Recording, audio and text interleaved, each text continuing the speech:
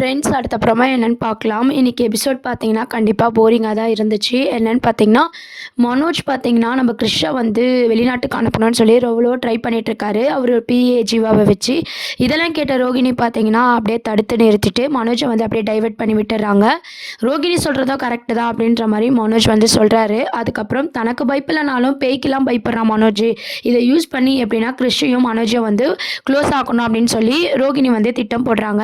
அப்புறம் இந்த விஷயத்தெல்லாம் பார்த்தீங்கன்னா நம்ம விஜயா கிட்ட சொல்லும்போது பார்த்தீங்கன்னா விஜயா வந்தும் கேட்டுட்டு ரோகிணி பண்ணதா கரெக்டு, ஆனால் சீக்கிரம் இங்கேருந்து கிறிஷ் போயிடணும் அப்படின்ற மாதிரி பேசிகிட்டு இருக்காங்க. ரோகிணி என்ன நினைக்கிறாங்கன்னா அதுக்குள்ளே எப்படின்னா வந்து கிறிஷ் வந்து நம்ம மனோஜ் மனசில் இடம் பிடிக்கணும் அப்படின்னு சொல்லி நிறைய திட்டம்லாம் வந்து ரோகிணி வந்து யோசிக்கிறாங்க. இன்னொரு ட்ராக் பார்த்தீங்கன்னா நம்ம ரவி வந்து பார்த்தீங்கன்னா வின் பண்ணிடுறாரு. அந்த விஷயத்த சந்தோஷமாக வந்து ஸ்ருதி கிட்ட சொல்லிட்டு இருக்காங்க. ஸ்ருதியோட அம்மா பார்த்தீங்கன்னா ரவி வந்து தப்பாக போகிறாரு கண்டிச்சு வை அப்படின்ற மாதிரி சொல்லிட்டு இருக்காங்க. ரொம்ப அழகாக ஸ்ருதி பார்த்தீங்கன்னா என் வீட்டுக்கார் மேலே எனக்கு நம்பிக்கை இருக்குது, ரவி அப்படிலாம் போக மாட்டார் அப்படின்னு சொல்லிட்டு அழகாக எக்ஸ்பிளைன் பண்ணியிருப்பாங்க.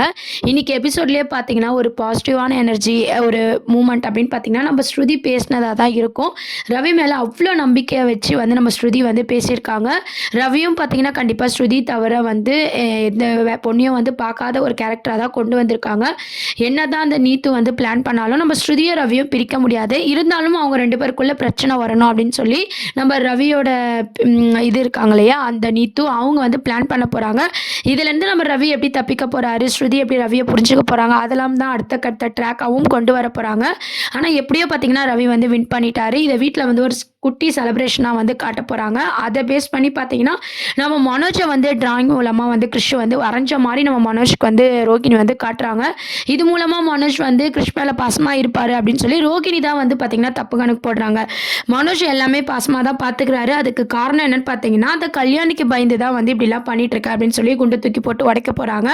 கண்டிப்பாக பார்த்தீங்கன்னா மனோஜ் விஷயத்தில் நம்ம ரோகிணி பிளான் வந்து ஒர்க் அவுட் ஆகாது. ஏன்னா மனோஜ் வந்து யார் மேலேயுமே ஒரு பாசமே இல்லாத ஒரு கேரக்டராக தான் கொண்டு வந்திருக்காங்க. அப்போ திடீர்னு எப்படி அந்த கிறிஷ் பையன் மேலே வந்து மனோஜ்க்கு பாசம் வரும்? சும்மா கல்யாணி அந்த பேய்க்காக வந்து நடிக்க போகிறாரு.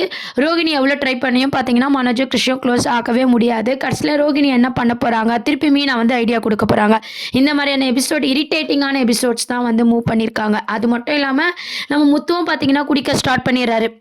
நான் வந்து கிறிஷை கண்டிப்பாக தத்தெடுத்து தான் ஆவேன். மீனா என்ன சொல்கிறது, என்ன சின்ன வயசில் பார்க்குற மாதிரி இருக்குது, கிறிஷுக்கு யார் இருக்கா அப்படின்னு சொல்லிட்டு ரொம்ப எமோஷ்னல் டைலாக்லாம் பேசிக்கிட்டு முத்து பார்த்தீங்கன்னா ட்ரிங்க்ஸ் பண்ணிவிட்டு ரொம்ப ரொம்ப ரொம்ப போராக தான் வந்து கொண்டு போயிட்டுருக்காங்க. இந்த கிறிஷோட டாப்பிக்கை வச்சு தான் இந்த மந்த்தே ஓட்டிடுவாங்க போல். அந்த மாதிரியான எபிசோட்ஸ் தான் இன்றைக்கும் வந்து பார்த்திங்கன்னா தொடர்ந்து இருந்துச்சு. நம்ம கிறிஷை எப்படிலாம் நான் தத்து எடுப்பேன் மீனாவே எதிர்த்து அப்படின்ற மாதிரி முத்து சொன்ன விஷயம் பார்த்திங்கன்னா அதுலேயே தெரியுது.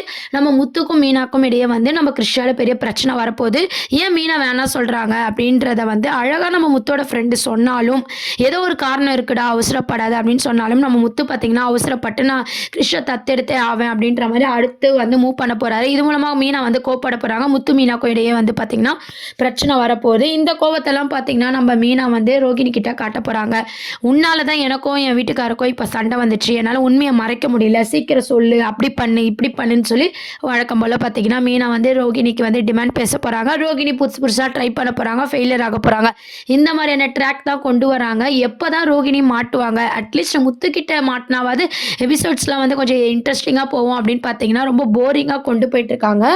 நம்ம மனோஜ் மனசில் கிறிஷ் இடம் பிடிக்கிறாங்களோ இல்லையோ தெரில, இந்த சீரியல் முடித்துக்குள்ள எல்லாருக்கும் பைத்தியம் பிடிச்சிடும். அந்த மாதிரி வந்து எபிசோட்ஸ் வந்து மூவ் பண்ணிட்டு இருக்காங்க.